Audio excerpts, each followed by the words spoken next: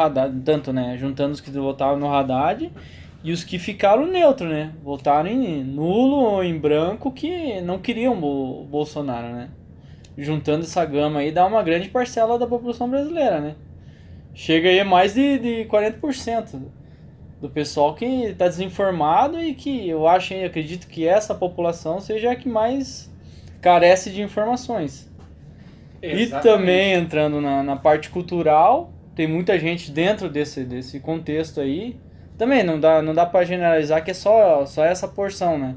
É todo mundo essa questão do jeitinho brasileiro aí, né? O jeitinho brasileiro é essa Essa característica realmente cultura, né? a característica do Mas brasileiro. acredito eu que essa cultura impregnada no brasileiro faz parte dessa população que estava contra o Bolsonaro, que não quer ele. Com Porque se certeza, não você tenho vê dúvida. quem acordou, abriu o olho, viu que o único de direita que traz um conservadorismo que quer algo bom pro brasileiro, dentro daqueles que estavam ali para presidenciáveis, né? Os Os candidatos. candidatos, tudo que formou o partido político, o PSL ali, né? Tô dizendo também que não vai ter coisa errada, vai ter também, né? Em Nada é cem por todos, cento, né? todos os Tudo grupos passivo à políticos, falha todos. humana, né? Sim. Então, mas eu acredito ali que esse formato que o Bolsonaro trouxe é diferente. É mais voltado pro lado direito do capitalismo do que essa outra parcela da população que não queria ele. Porque essa É o outra parte. pessoal que tá acomodado. Falar a verdade, o Acho que pessoal tá acomodado. a O palavra pessoal tá exata. gostando do jeito, da forma que é implementada a nossa cultura, né? O pessoal gosta disso, quer que continue assim, né? Não tem deslumbrar aquela mudança. Porque o Bolsonaro já, ao pouco que ele já tá mostrando, já tá mudando muita coisa. Sim. A forma de pensar já tá começando a mudar. É outro viés ideológico, não é mais aquele socialismo, né? E pegando esse gancho do que se falou, o, o costumismo do brasileiro, ele, ele foi impactado a partir do momento que a figura do Bolsonaro assumiu, é, tanto que o que se percebe hoje é que o brasileiro ele tá com uma grande parcela com as pulgas atrás da orelha em relação ao seu próprio individual futuro.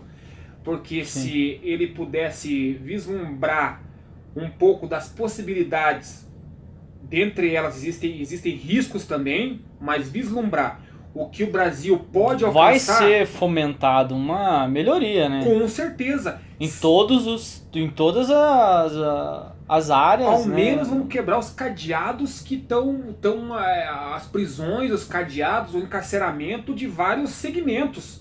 Vai ser quebrado, vai ser Isso pro rompido. lado bom, não queremos dizer que Sim. arrebentando o cadeado pra soltar preso, né? Não, muito pelo Que contrário. isso daí era uma proposta do nosso outro candidato lá Exatamente. da esquerda lá, né? Exatamente. A proposta. Que seguia a linha do Lula e da Dilma, Exatamente. né? Isso, não, esses cadeados são realmente O os comércio, a gente tá falando cadeados. para que o pessoal fique bem entendido que a gente tá falando do comércio, né? Sim, Não tá os falando de soltar segmentos aí, seja bandido, ele né? comercial, industrial, por fim, de manufatura, bom, importação e exportação, desburocratizar o que é burocrático. Então essas são as amarras do que são elementos de abordagem simples. Voltando aí até esse teu raciocínio, dentro desse contexto que a gente tá falando, é liberar as portas pro brasileiro dentro do Brasil. O que a gente diz? De liberar mais a possibilidade do próprio brasileiro empreender, fazer Autonomia. negócio. Autonomia. Sim, tirar essa burocracia aí, né? Autonomia. Cara, abrir empresa, que é proposta do governo. Cabe nós a cobrar também, porque é Não proposta é do o governo. papel nosso. O nosso Foi papel. proposta do governo Bolsonaro. Esse é o nosso Né? papel. Agora nós também. Desburocratizar isso, Sim. parar de injetar dinheiro em estatais aí, que muitos órgãos federativos que fiscalizavam o teu negócio brasileiro. Não deixava, impedia, né? É 10% para outro, que não sobrava 10% para fazer o negócio, né? Muito complicado você empreender no Brasil. Não, o empreender no Brasil sob os moldes da honestidade é proporcionalmente Humanamente impossível. impossível, né? É Quase, né? matemática elementar, básica. Sim. Você coloca. Ou o cidadão tem muito dinheiro que ele pode injetar, Ou se ele tem um capital altíssimo. ou ele é de algum esquema de alguém que está lá dentro. Desculpe falar, né? Não, isso É sempre a foi. realidade. Sempre foi. Sempre teve laranja, que a gente sabe dentro. Sempre foi.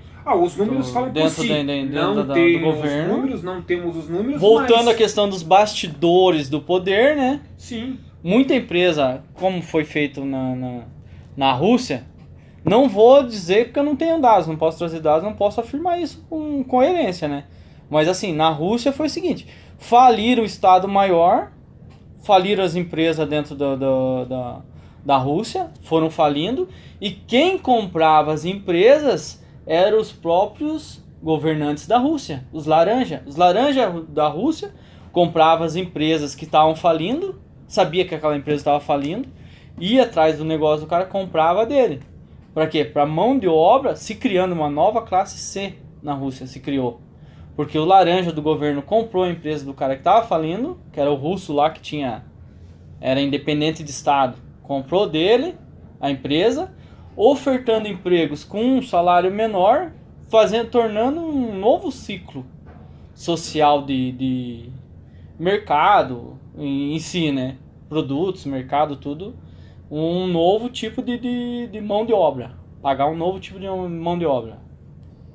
Entendeu? Entendi. E você veja que isso aí nada mais é do que mais um modelo de crise, dentre outros modelos de crise criado proporcionalmente por essa elite, por essa classe dominante, por essa potestade. Sim.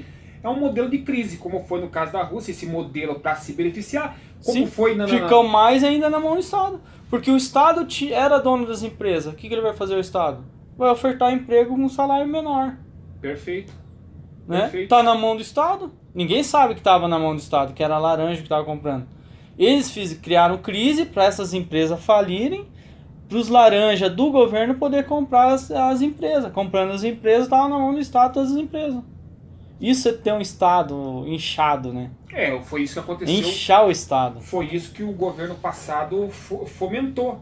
Ele pegou, compilou... Então, o que eu digo, essa crise já é modelo, já é formato de... Sim, já é Porque formato. quantas empresas aí em 2018, 2017? Como que você vai montar uma empresa nesse sistema aí, socialista aí? Não, impossível. Impossível. Com baixo capital... A não ser que você tem esquema lá dentro. Se você tem esquema com alguém, você consegue montar.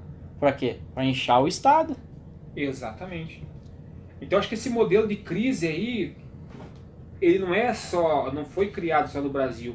O Brasil copiou, teoricamente falando, modelos de crise de outros países, inclusive da América do Norte, dos Estados Unidos, da China, da Coreia, de outros países, e assim criou suas próprias formatações de crise.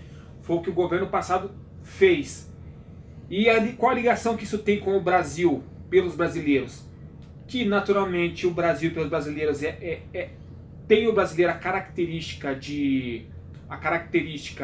de se recuar, ou tinha, porque ele começou a querer se manifestar de algumas formas.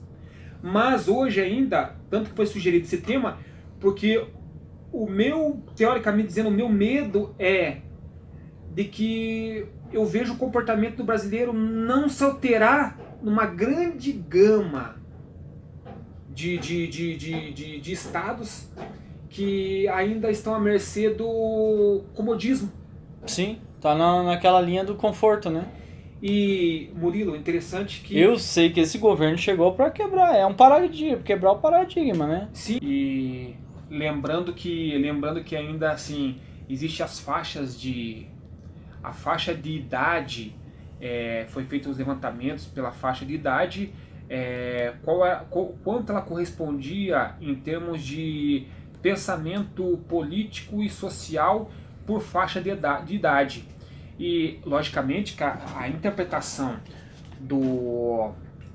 das pessoas, do cidadão brasileiro na faixa de 80 anos, 70 anos, vai depender muito da formação dele, Sim. não tenha dúvida. Já é um perfil de pessoas já mais madura, muitas das vezes não gosta de arriscar. Pra você ver, outra coisa que faz parte do comodismo brasileiro é a tal da aposentadoria. O cara já começa a trabalhar pensando no tempo quando que ele vai se aposentar. Isso já é uma amarra do governo, né? Já é uma amarra do governo. Amarra do governo. E cai no comodismo cultural. Comodismo cultural. Porque o cara já tem aquela ideia de que, cara, vou trabalhar tantos anos, vou me aposentar. Só pensa em aposentadoria, cara. O cara começa a trabalhar pensando na aposentadoria. Então, por isso que o Brasil, pelos brasileiros, ele tem essa faixa que pensa na sua aposentadoria, pensa nas suas próprias coisas, pensa em não arriscar, tem medo. Sim. Ele não quer interagir com a essência da informação. Sim. Ele não quer se libertar. Ele não quer. Uma gama muito grande da população brasileira não quer.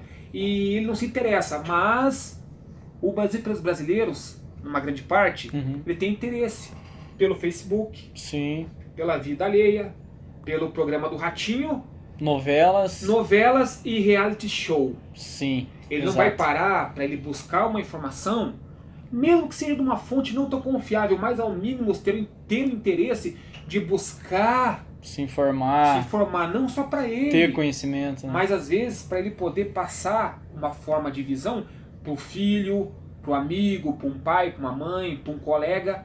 Então o Brasil para os brasileiros, esse tema aqui, é o que me causa medo. E eu posso até dizer que o nosso maior desafio no Brasil não é governar o Brasil, mas sim trazer o povo à luz. Exato. Esse é o maior desafio. Um problema cultural no Brasil. Um problema cultural que eu não sei quanto Isso tempo... afeta a economia do Brasil. Totalmente. Porque se fosse há anos atrás, se o brasileiro tivesse uma visão diferente, acordado já 10 anos atrás, cara, o Brasil já era diferente. Diferente. Que eu não canso de falar é o próprio Enéas, cara. Quando o Enéas surgiu na política aí, todo mundo falava que o cara era louco. Louco, cara. Mas, cara, nada mais é que o Bolsonaro é um discípulo do Enéas. Porque se você buscar na internet informações do Enéas, você vai ver que o Bolsonaro estava com ele. Tinha conhecimento já do nióbio, do grafeno. Foi tudo isso que o Enéas trouxe. O Bolsonaro não está trazendo nada diferente daquela época do Enéas.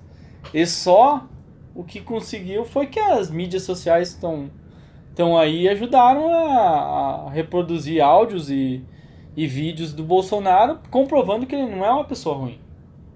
Que ele tem coerência, que ele tá certo, e é assim que tem que ser.